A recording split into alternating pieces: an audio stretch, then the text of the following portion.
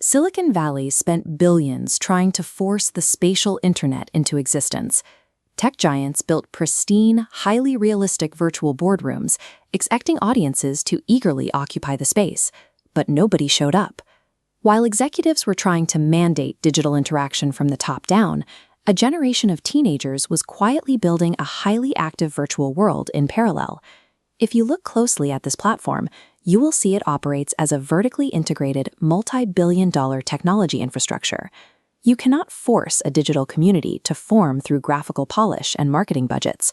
Organic interaction requires a specific kind of scaffold, designed entirely around human connection.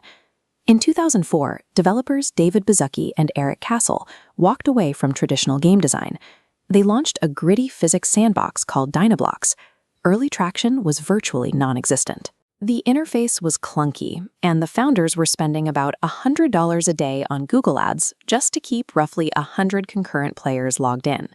They realized solitary building wasn't enough. They pivoted the software's architecture so that constructing a game with someone else became the primary way to interact. This shifted the product's focus from physics simulation to social co-creation. It provided the engine for human connection that allowed their tiny initial user base to finally start growing on its own. This diagram illustrates a perpetual motion machine. Users join the platform, build content, and that content organically attracts more users. As the community expands the variety of games, the loop accelerates, converting consumers into the next wave of creators. To keep this infinite loop running smoothly on consumer hardware, the company has to operate as a massive back-end infrastructure provider rather than a traditional game studio. They built their entire technology stack from scratch. They run a proprietary cloud architecture, a custom game engine, and a global 3D simulator capable of translating code on the fly. Delivering zero-friction global multiplayer experiences requires complete control over the entire pipeline. Relying on third-party servers or engines would introduce lag that shatters the illusion of digital coexistence.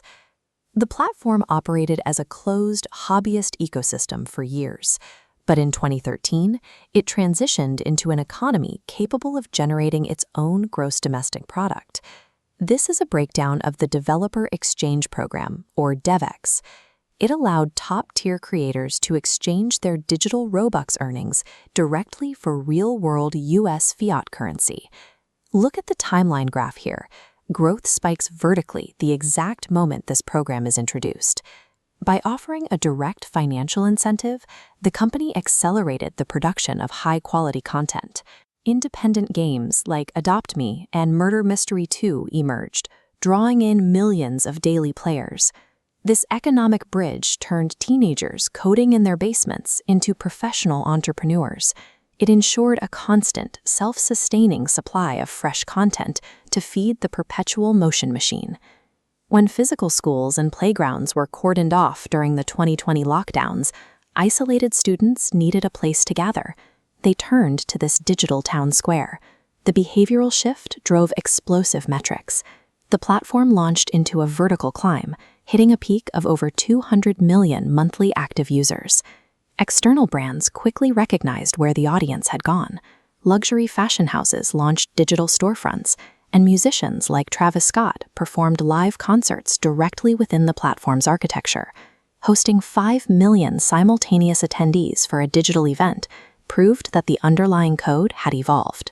A niche physics toolset had successfully morphed into a mainstream commercial hub.